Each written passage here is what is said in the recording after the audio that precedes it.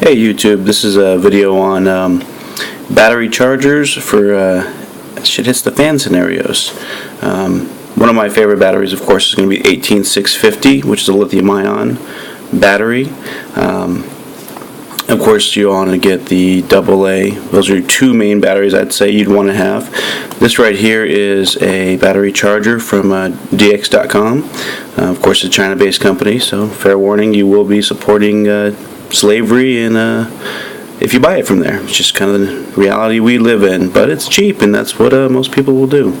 Pretty basic. It's got an in and an out.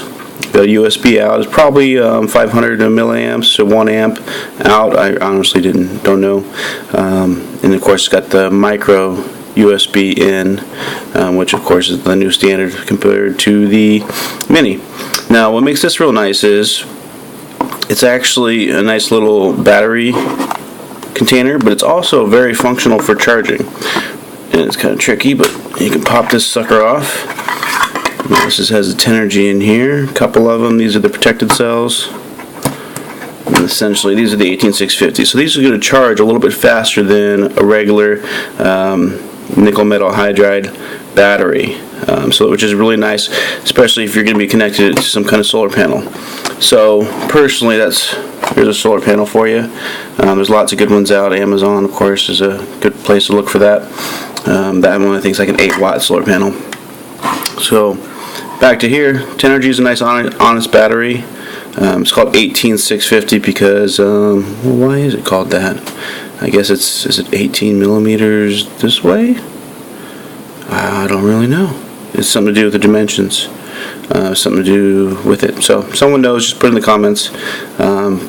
But they're not the right dimensions anyway. The 18650 is supposed to be what the standard is, but they make them longer anyway, especially when they put these protection boards on here. This little bump you see here, it's got a little protection from overcharging, I guess undercharging as well. So what makes this real nice unit, the charger that is you can just plug it in and charge your batteries real simple like that. I don't know if you can see a little bit of green light coming on. It'll flash green, and you don't even have to the case on it. So there's some other units I've tried, but this seems to be one of the better ones. It holds two. I also have a single one, which is a kind of nice little unit too. And it's pretty much the same thing, just in a single cell. And it's got the out and the micro USB in. So yeah, it is a cell, by the way. It's not a battery. When it's one unit, it's a cell. So for example, this is one unit. If there was two of them, you can call it a battery. Now if it had two built into one casing, then it would be a cell.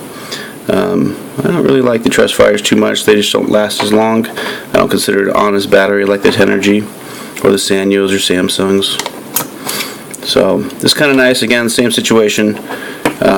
You do like this, plug it in, it's charging your battery. I've compared it to my 10energy wall charger, and it actually charges the same. It won't overcharge basically. So I've used kind of compared it to a known reliable charger. Even though these are Chinese made, they seem to be doing pretty well. The integrity seems to be pretty good on them.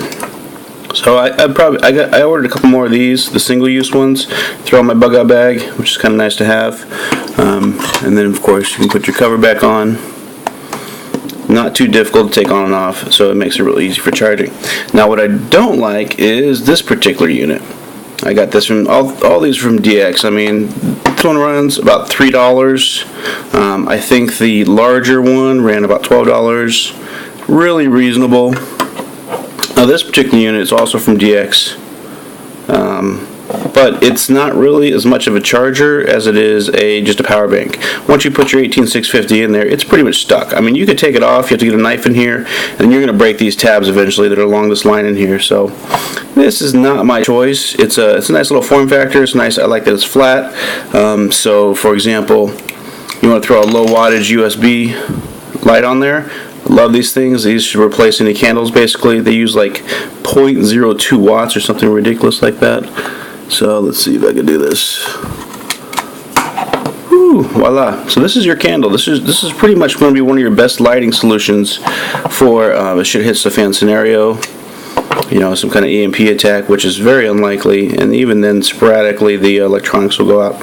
So kind of tagging onto this video about batteries and chargers, this is a nice little light stick. I got a few more. There's lots of designs you can get like this, and you can get some with the on and off switch. I've got those as well. I throw a couple of them in my bug out bag, and yeah, they're just nice to have. Very reasonable light. I guess they pump out about 40 lumens. They're enough to light the room, but not, they're not going to bright the sky up. So yeah, pass on this one, a little square one, unless you just want it for a battery bank, for charging your cell phone. So there goes that. And then you have the grandfather of them all. This one's got a little camo tape on it, but it's a power bank also from DX. This thing only ran like $8. It's ridiculously cheap. Same situation. I think this one has 1 amp out of one of them. You can't really see, but one says no, they both are 1 amp. 5 volt coming out. It does have a flashlight coming out of it too. Alright, there's a little flashlight LED, and of course it uses the micro in.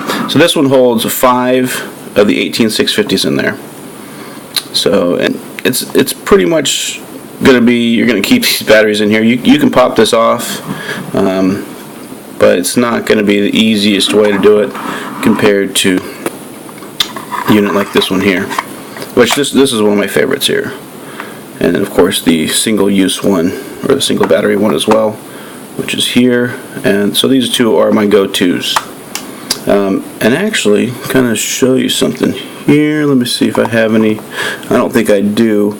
They're in here, but what I did is I took the batteries out of an old laptop, and it had Sanyo batteries in there. They're unprotected, and I have 5 Sanyo batteries in here that are from an old laptop, and I've ran them in my flashlight, going on a bike ride and everything.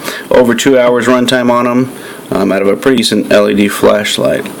Let me grab my flashlight real quick.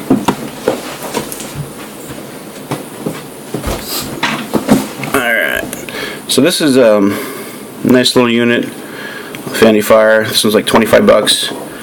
It's pocketable, runs a nice Cree LED in it, which is it escapes me right now. I believe PL or something like that.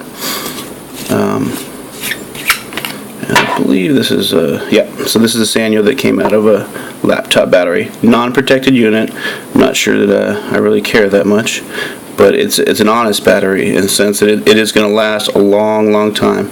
My buddy was throwing away a laptop. I was able to pull 8 of these cells out. It does have these little tab marks on here because they are connected. You can see kind of those 4 shiny little spots. You just kind of take those off. Then you got yourself a pretty decent little battery. And I put a few marks on there with a Sharpie, so you could so I know if there's any that are bad or whatnot. Just like I label them in magazines. So yeah, this is the Cree, it's XML, there we go, T6, which pretty much is top of the line. There's a couple new ones that are out, and there's some that are a little more efficient, but bang for the buck. Man, you cannot beat this thing. I don't even know what the lumens is. It's like 800 or something crazy. I put on my bike when I go riding, and I get 2 hours out of this thing easy, and I do 2-hour rides plus.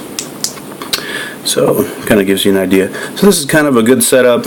It's going to give you a lot of flexibility as far as charging batteries for an SHTF scenario, or just in general. If you're going on vacation, you need to bring a battery charger. It's a good way to go. Stick with the 10 energy, stick with the Sanyos.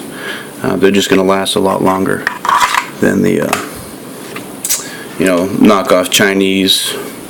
And of course, one of your last options is just a dedicated power bank, and this one's like a 7,000 milliamp. Pretty decent unit. It's really nice. Needs to be charged.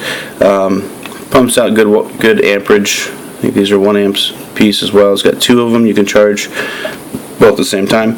Now it doesn't have the added flexibility to be able to plug it into a solar panel and then take the batteries out and put them into a flashlight. So you have to charge those batteries from this unit in a different device. So that's one way to look at it.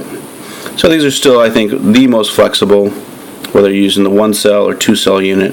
Kind of the best way to go. That pretty much covers the batteries. I'm still looking for a good AA charger. GoPro, not GoPro, but what is it called? Go. I think it's called Go. I don't know. Someone put it in the description. They make one that's like $35 on Amazon. And then Bushnell actually makes one that's like $65. Those are a little pricey for my taste. So until then, I'll pretty much lean on the 18650 because you can use this as a lantern with this little guy, or you can use it to throw right into your flashlight. And they pump out some pretty good. They have a lot of stored energy in them, unlike a AA. This one, I mean, they're like 2,500 milliamps compared to a AA. I don't even know what 700 milliamps, maybe 800. I don't really know off the top of my head. So I hope you like the video. Kind of gives you a little breakdown on batteries, good ways to charge. Try and stay away from anything that's going to be plugging into a wall outlet, just in case. You know, it's nice to have something you can plug directly into your solar panel. You know, take this, plug a micro USB into it, boom, charge it right off the sun or off a BioLite stove or something like that. Alright, hope you enjoyed the video. Please hit the like button if you did. If you didn't like it, then yeah, kick rocks. Alright, bye.